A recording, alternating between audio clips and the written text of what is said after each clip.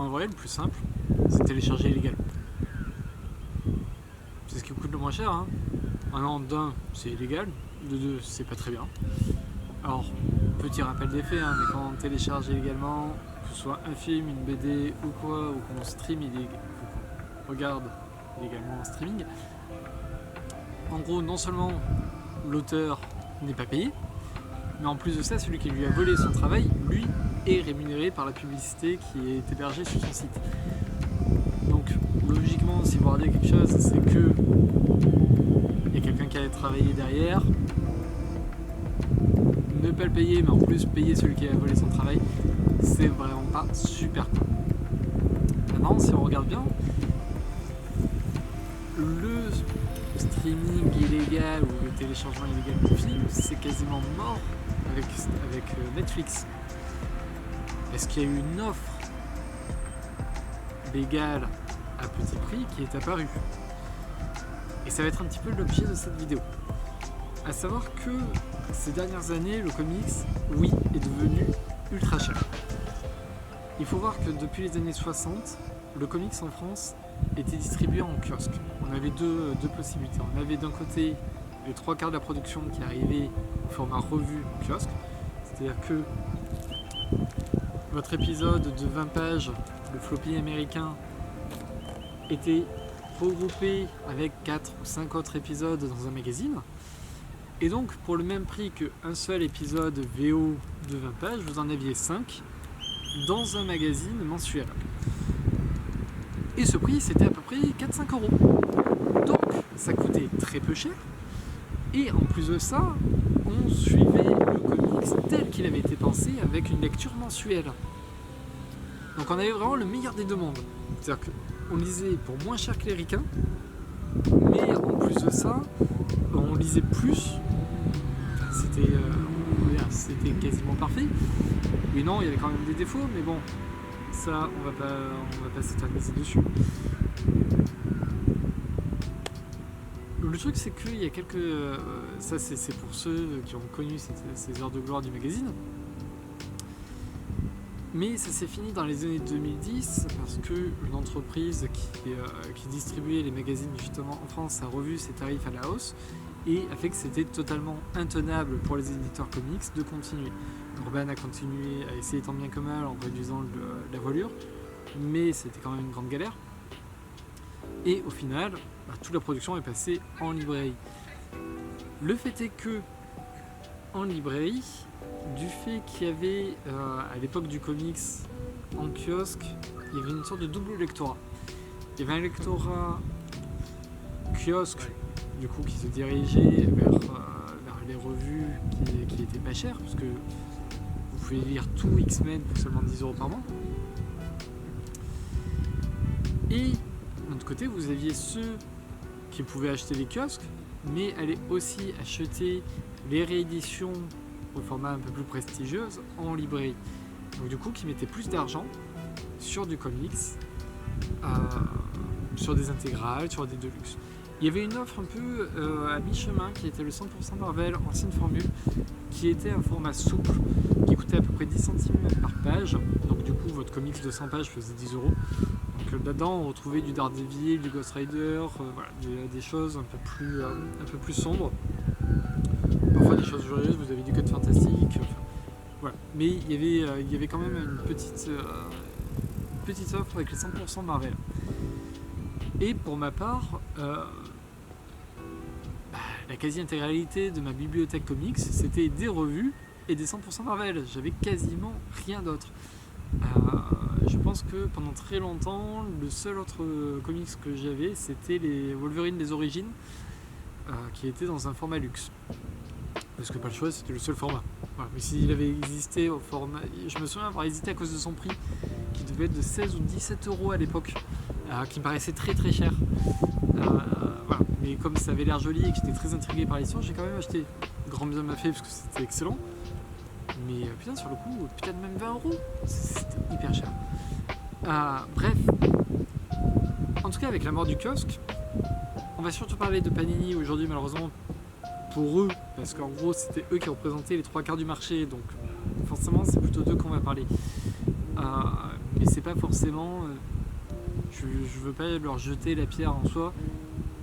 Ils ont fait des choses qui peuvent se comprendre en fait. Ils ont fait des choix qui peuvent se comprendre. Eux, quand ils doivent arrêter le kiosque pour des raisons financières, ils ont face à ça, ils voient que le reste de leur clientèle préfère acheter des bouquins chers, en fait, préfère mettre plus cher sur des bouquins plus luxueux. Donc, il est logique pour eux de penser que si l'offre magazine devient une offre librairie, il faut qu'elle corresponde au public qu'ils ont déjà capté, en fait. Parce que là, non seulement il y a déjà un coup dur qui est de perdre l'arrivée d'argent du kiosque, mais si en plus il faut il faut capter une nouvelle clientèle, à ce moment-là, ça peut être très compliqué. Ça devait vraiment être des questions tendues à ce moment-là dans la maison d'édition. Et donc, ils vont réorienter tout leur catalogue, de manière à ce que tout le catalogue devienne un peu plus prestigieux. Les 100% Marvel vont devenir à couverture rigide, et ils vont se prendre 5, 6, 7 euros dans la gueule. C'est-à-dire que maintenant, votre comics de 100 pages, couverture dure, coûte 17 euros, là où il en coûtait 10 avant. Et quasiment tout va augmenter de prix comme ça. Et on va se retrouver pendant quelques années avec ce truc où le comics, il n'y a plus de porte d'entrée à petit prix. Et là, c'est un vrai problème. C'est que le comics, en fait, c'est son essence d'être à petit prix. C'est son essence d'être cheap, c'est son essence d'être populaire. Le comics, c'est fait pour être populaire. C'est fait pour être des revues qui se lisent, des chapitres en tout cas qui vont se lire de mois en mois, qui vont être sériels et qui vont être à petit prix. Le Golden Age, le fameux Golden Age dans les années 40, c'est dû au fait que les comics ne coûtaient que quelques cents. Parce que c'était les enfants qui les achetaient et qu'il fallait être accessible aux bourses d'un enfant.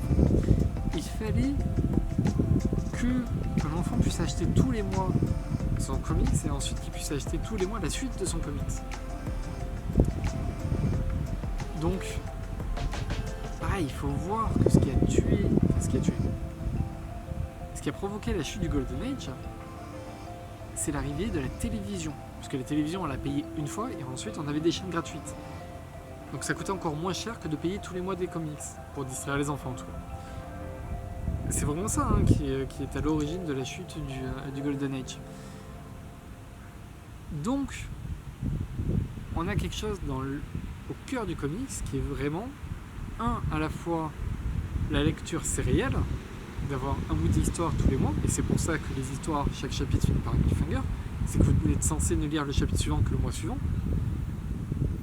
mais que ces comics ne coûtent pas trop cher, restent accessibles. Ça reste un problème aujourd'hui avec la VO qui coûte relativement cher, mais bon, ça c'est pas l'objet de cette vidéo, on va rester sur le français, sur le marché français. Ça a disparu, mais ça, surtout que déjà la lecture sérielle a disparu en France, parce que du coup on n'a plus que les volumes reliés. Donc ça c'était un premier problème, mais bon, qui n'est pas le plus grave. Mais le deuxième, c'est vraiment ce côté, commencer les comics quand votre premier prix c'est du 17 euros, alors que, putain, à l'intérieur c'est pas fou en fait. La plupart des récits super-héroïques, si on devait les noter, ce serait du 14 sur 20, on va dire. De temps en temps, vous avez un 18, un 19 sur 20, mais la plupart, c'est du 14. Parce que c'est normal, en fait, les auteurs n'ont qu'un mois pour travailler sur chaque chapitre. Quand vous achetez un roman graphique qui coûte 30-35 euros, vous avez un auteur qui a travaillé au moins un an dessus. Qui a travaillé 1 an, 2 ans, 3 ans, parfois 5, parfois 6. Oui, même s'il fait que 100 pages, même s'il fait que 50 pages, c'est une BD. Vous avez quelqu'un qui a travaillé pendant 1 an dessus, vous avez une qualité qui fait que ça vaut ce prix-là. Quand on met le même prix sur un comics, il faut voir que cette qualité elle n'est pas forcément au rendez-vous. Alors ça, c'est pas forcément la faute de Panini ou d'Urban Comics, c'est la faute de Marvel, ou de DC on va dire. Mais vous avez un récit sur lequel les auteurs travaillent du coup seulement 1 mois pour le faire. Donc du coup, moi quand je mets 5 euros sur un magazine, c'est pas un problème si j'ai simplement du 12 sur 20 ou du 14 sur 20, on va dire, en termes de qualité. j'ai mis que 5€, c'est pas très grave. Le mois suivant, ce sera sans doute mieux, et si c'est moins bon, c'est pas grave, pareil, c'est pas une grosse perte d'argent. Si je mets 30€ dessus, par contre, là, je vais être plus regardant. Je vais être beaucoup plus regardant. Et en ça, oui, le comics coûte trop cher aujourd'hui. Mais là, il y a une réponse qui commence à être apportée.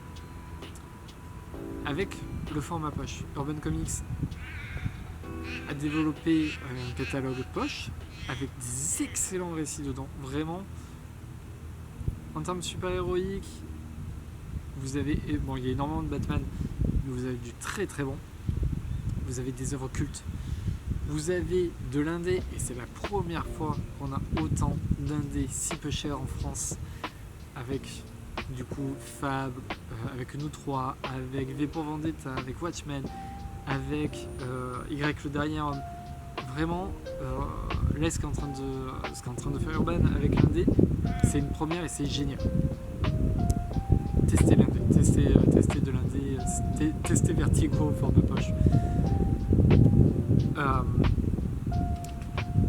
Panini Comics débarque sur le marché poche aussi avec Marvel Pocket. On va enfin avoir des choses pour pouvoir commencer du comics à petit prix, que ce soit en indé, que ce soit en super-héros, avec des très bons récits. On commence tout juste à avoir des récits qui vont être accessibles aussi aux enfants. On a Super Sons par exemple chez Urban. On va avoir Batman Silence qui est chez Urban aussi, qui est un récit de Batman qui est accessible on va dire à partir du 8-9 ans. Vous allez avoir Ultimate Spider-Man, pareil pour les préadolescents, c'est excellent. Vous allez avoir Young Avengers en décembre, c'est génialissime Young Avengers. Franchement, Young Avengers, foncez, c'est terrible. Là, moi en fait je me revois en tant que libraire avec des parents qui me demandaient, leur gamin voulait commencer Flash, et j'étais embêté parce que putain, j'ai ouais Flash c'est hyper cool, par contre tu peux vous proposer que des bouquins à 35€, 30 ou 35€.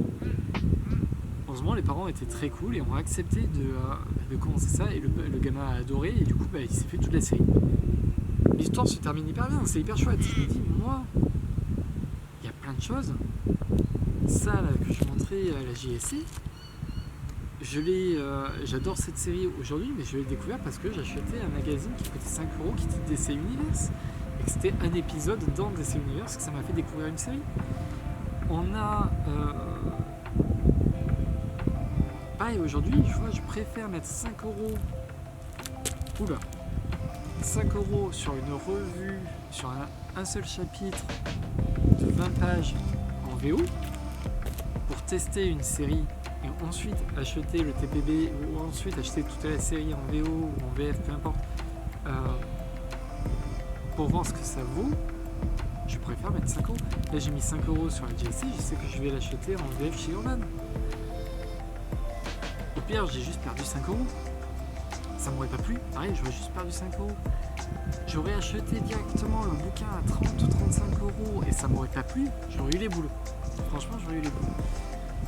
Et là, maintenant qu'on a du poche, on peut enfin tester et du super-héros et de l'indé pour des très petits prix.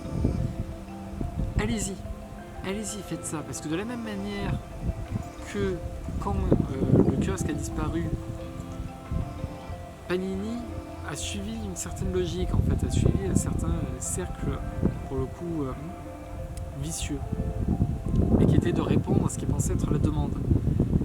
Et là, sur le comics poche, plus on va acheter de comics poche, plus les éditeurs vont en proposer et en proposer des différents, vont agrandir le catalogue de possibilités, et donc plus on va avoir de choses, et plus on va avoir de choses pour découvrir de nouvelles choses. Ça va être un cercle vertueux. C'est vraiment un moment clé de l'histoire éditoriale française du comics.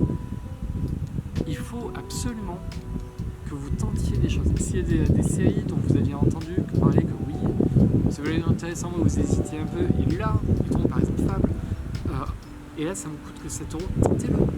Vous n'avez plus besoin de mettre 30€ dessus, tentez-le à 7€. Pour vous-même, mais aussi pour les autres lecteurs, ça va être le moyen en fait d'avoir de plus en plus de possibilités de lecture à un si petit prix.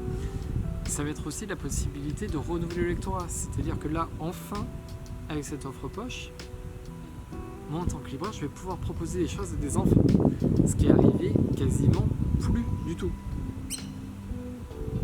Donc, c'est un système où on va tous être gagnants en fait. C'est pour ça que j'insiste un petit peu là-dessus.